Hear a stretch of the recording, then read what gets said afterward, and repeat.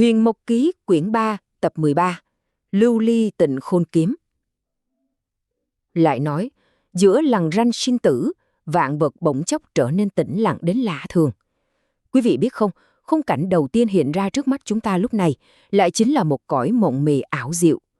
Trong lúc mê man bất tỉnh vì trọng thương, Giao Chân cảm thấy thân thể mình nhẹ bẫng đi, cứ thế rơi vào một không gian ngập tràn sắc vàng rực rỡ.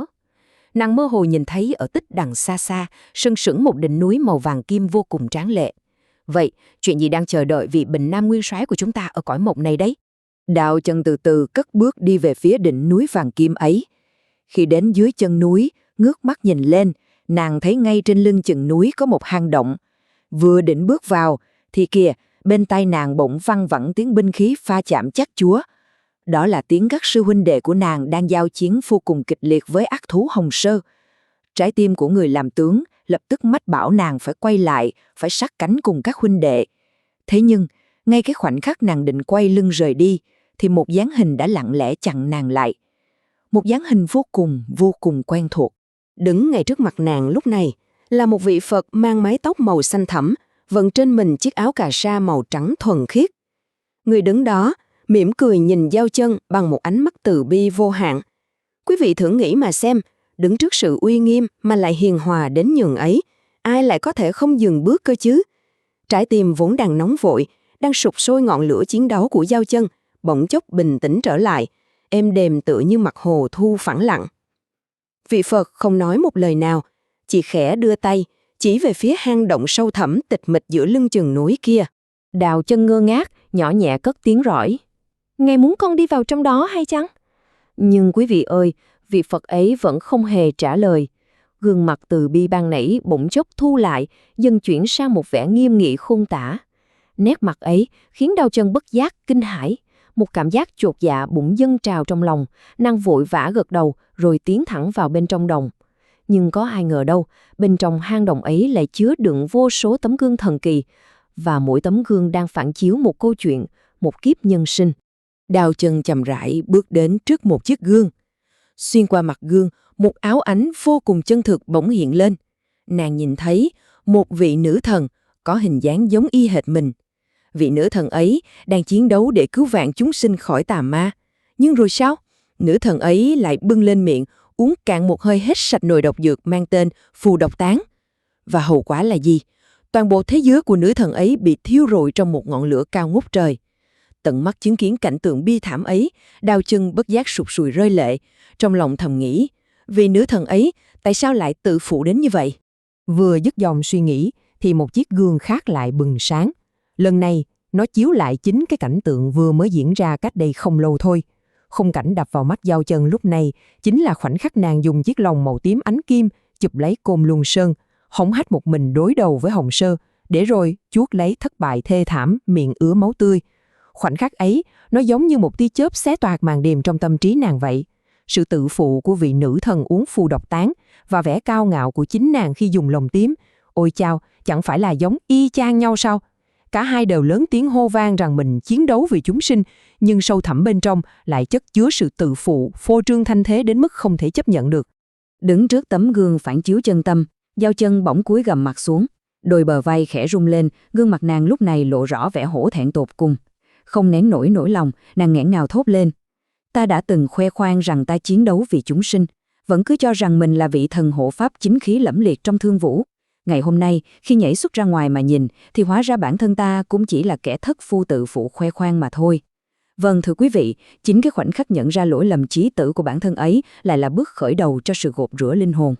Trong khi tâm hồn Giao Chân đang phải trải qua một cơn chấn động lớn ở cõi mộng, thì ở thế giới thực, tình hình lại vô cùng nguy ngập. Hi Hòa và Thanh Loan đang khóc ròng rã bên thân xác đẫm máu của nàng. Hơi thở của Giao Chân thoi thóp, sắc mặt nhợt nhạt vô hồn. Cứ ngỡ như vị nguyên soái trẻ tuổi đã sức tàn lực kiệt, không còn lực hồi thiên nữa. Nhưng rồi, đột nhiên, xuyên qua đôi mắt ướt đẫm lệ, Thanh Loan phát hiện ngay tại vị trí nhân trung của Giao Chân có một vật đang phát sáng lấp lánh. Quý vị đoán xem đó là gì? Là một đóa hoa mai đang dần dần hé nở, tỏa ra một luồng ánh sáng rực rỡ và kỳ diệu vô ngần. Quá trình hồi phục diễn ra hệt như một phép màu vậy. Cứ mỗi lần đóa hoa mai chớp sáng, máu trên người Giao Chân lại ngừng chảy, những vết thương gớm ghiếc bắt đầu liền lại thành sẹo và sắc mặt nàng lại hồng hào thêm một chút. Cùng lúc đó, tại cõi mộng, sự hổ thẹn chân thành của Giao Chân dường như đã mở ra một con đường mới. Một luồng ánh sáng chói lóa từ bên ngoài chiếu thẳng vào trong động. Nàng bước ra ngoài và nhìn thấy vị Phật tóc xanh đang ngồi bên hồ Thanh Tuyền, chậm rãi, nhẹ nhàng rửa một thanh kiếm. Giao Trần rón rén bước tới, nhỏ nhẹ cất lời hỏi. Thanh kiếm này cần phải rửa hay sao à? Vị Phật bấy giờ mới ngẩng đầu lên, vẻ nghiêm nghị đã tan biến từ lúc nào không hay, thay vào đó là nét mặt từ bi, hiền hòa. Người nhìn Giao Chân, khẽ mỉm cười rồi gật đầu. Quý vị ơi, chỉ một cái gật đầu ấy thôi. Đột nhiên, thanh kiếm trong hồ Thanh Tuyền bỗng tỏa ra vạn đạo kim quang. Ánh sáng chói lóa, rực rỡ đến mức khiến Giao Chân bị bứt mạnh ra khỏi ảo ảnh, bừng tỉnh ngay lập tức từ trong giấc mộng sâu thẳm. Nàng ho mạnh một tiếng, rồi bất chợt mở to đôi mắt. Giao Chân lờ mờ nhìn thấy Hi Hòa và Thanh Loan đang nhìn mình chằm chằm, đôi mắt hai người đã sưng đỏ vì khóc. Nhìn xuống chiếc giường và mặt đất lênh láng vết máu, nàng ngơ ngác hỏi: ai chảy nhiều máu đến vậy? Hai người tỉ muội thì cứ ngớ người ra, tưởng thần trí nàng chưa thanh tỉnh nên vội vàng đỡ nàng nằm xuống. Nhưng kỳ lạ thay, Giao Chân không những từ chối nằm nghỉ mà nàng còn kiên quyết ngồi bật dậy, chân xếp bằng đả tọa, hai mắt nhắm lại chìm sâu vào trầm tư. Ngay giữa lúc ấy, trên không trung, mười mấy vị sư huynh đệ của Giao Chân vẫn đang liều mạng giao tranh với Hồng Sơ, đến mức thở không ra hơi, thương tích đầy mình rồi. Giao Chân trầm tư một lát, rồi khẽ nâng vạt áo lên nhìn. Vết thương chí mạng khi nãy thật sự không còn chảy máu nữa, nó đã hoàn toàn liền sẹo. Bỏ ngoài tai mọi lời khuyên can ngăn cản của Hi Hòa và Thanh Loan, Giao Chân lập tức vận khởi pháp lực. Nàng hóa thành một đạo quang rực rỡ, lao vuốt đi xé gió, quyết tâm trở lại cái chiến trường tàn khốc kia. Nhưng hỡi ôi, khi vừa đến nơi, đập vào mắt nàng lại là một cảnh tượng bi thảm khôn cùng. Khắp xung quanh hơn 100 dặm, mặt đất đã bị thiêu cháy thành tro tàn. Đám sinh linh vạn phần sợ hãi chạy tán loạn khắp nơi. Và rồi, ngay trước mắt nàng, một quả cầu lửa khổng lồ từ trên trời giáng thẳng xuống, đánh trúng một chú sóc nhỏ tội nghiệp. Ngọn lửa thiêu đốt trên lưng khiến chú sóc kêu lên từng tiếng thảm thiết. Nó điên cuồng tháo chạy, nhưng rồi tiếng kêu cứ thế nhỏ dần, tắt lịm. Thân hình bé nhỏ ấy đổ gục xuống mặt đất, hóa thành một đám tro bụi bay theo gió. Giao Chân sững sờ, thân thể nàng lúc này vẫn còn quá yếu để thi triển thuật giáng thủy. Nàng hoàn toàn bất lực đứng nhìn một sinh mệnh vô tội bị tước đoạt. Chính tại cái khoảnh khắc chứng kiến cái chết đau lòng của chú sóc nhỏ ấy, Giao Chân lần đầu tiên cảm nhận được một cách sâu sắc sự nhỏ bé của chính bản thân mình. Mọi sự tự phụ, mọi sự ngạo mạn bấy lâu nay đều tan biến thành mây khói. Nàng nhắm nghiền hai mắt lại, hướng về phía chân trời mà quỳ rạp xuống, hai tay hợp thập, nước mắt tuôn rơi, nàng nấc lên những lời khẩn cầu từ tận đáy lòng. Vì Phật trong mơ ơi, con cầu xin Ngài hãy cứu lấy núi Côn Luân, cầu xin Ngài cứu vớt những sinh linh nơi này, cầu xin Ngài cứu lấy chúng con. Quý vị thấy không, một cái dập đầu thành kính của vị nguyên soái đã buông bỏ cái tôi cá nhân, quả thật đã thấu đến tận cõi vô cực. Ngay khoảnh khắc Giao Chân quỳ xuống thành kính khấu bái, mặt đất Côn Luân Sơn liền rung chuyển dữ dội. Một đạo kim quang từ bên ngoài bầu trời xé lách tầng mây, chiếu thẳng lên lưng Giao Chân. Và từ trong ánh sáng huy hoàng ấy, đỉnh núi vàng kim trong giấc mộng thực sự giáng hạ, càng lúc càng trở nên cao lớn, sừng sững uy nghi giữa không trung. Điều kỳ diệu nhất là đỉnh núi ấy mang hình dáng y hệt một quả tim người. Vâng, đó chính là Nhất Chỉ Phòng Kim Tâm Cốc. Cửa động trên đỉnh núi dần dần mở ra, phóng ra những tia hào quang ngũ sắc chói lòa. Rồi một tiếng xé gió rít lên, từ trong động một thanh trường kiếm quy dũng bay vóc ra. Giữa không trung bỗng vang vọng bài thơ miêu tả thanh bảo kiếm ấy. Tu trường lãnh túng hàng quan lệ, thông thân lưu ly thải dập dập, kiếm khởi kiếm lạc phong khả trảm, thanh trùng tịnh khôn chính pháp khí. Tuyệt quá phải không quý vị? Một thanh trường kiếm sắc lạnh, toàn thân lấp lánh ánh sáng lưu ly ngũ sắc. Một nhát chém vung lên, đến gió cũng phải đứt đoạn.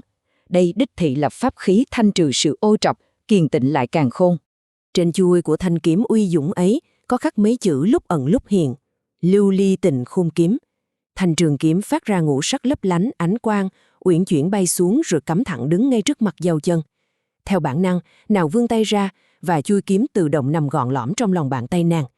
Chà, ngay khi Giao Chân dùng lực nắm chặt lấy nó, một dòng năng lượng thuần khiết vô tận tuôn trào, khiến toàn thân nàng trong chốc lát trở nên tràn trề sinh lực.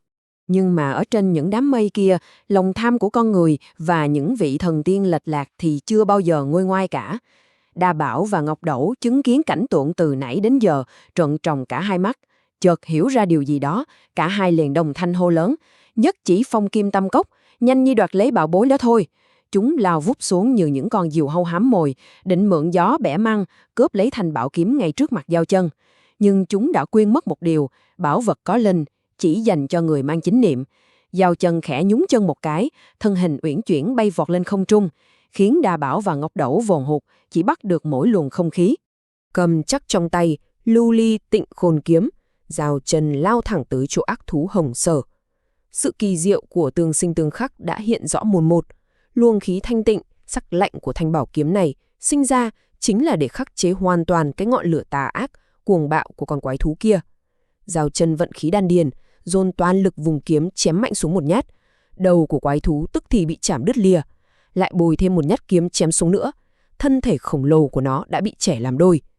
Chỉ trong nháy mắt, thi thể ác thú Hồng Sơ hóa thành một làn khói đen, tiêu tán sạch sẽ vào hư không. Trận đại chiến chính tả kinh thiên động địa tại Cô Luân Sơn đến đây chính thức khép lại. Khi vạn vật phẳng lặng trở lại, Giao Chân từ trên mây từ từ hạ xuống mặt đất trong sự ngỡ ngàng tột độ của tất cả mọi người. Lúc này đây, đỉnh núi vàng kim hình quả tim trên bầu trời bỗng từ từ thu nhỏ lại, hóa thành một đạo kim quang bay thẳng vào ngực của Giao Chân. Nàng đưa tay xoa nhẹ lên ngực mình, khóe môi khẽ mỉm cười. Một sự bừng ngộ sâu sắc lan tỏa trong tâm trí nàng. Thì ra, nhất chỉ phong kim tâm cốc chính là ở đây. Vâng, nó chính là nằm trong tâm của mỗi sinh mệnh khi chúng ta biết buông bỏ đi sự tự phụ, giữ lấy chính niềm từ bi. Xin mời quý vị đón nghe kỳ tiếp theo của Huyền Mộc Ký. Câu chuyện quý vị vừa nghe được kể lại từng nguyên tác Huyền Mộc Ký của Chánh Kiến.net.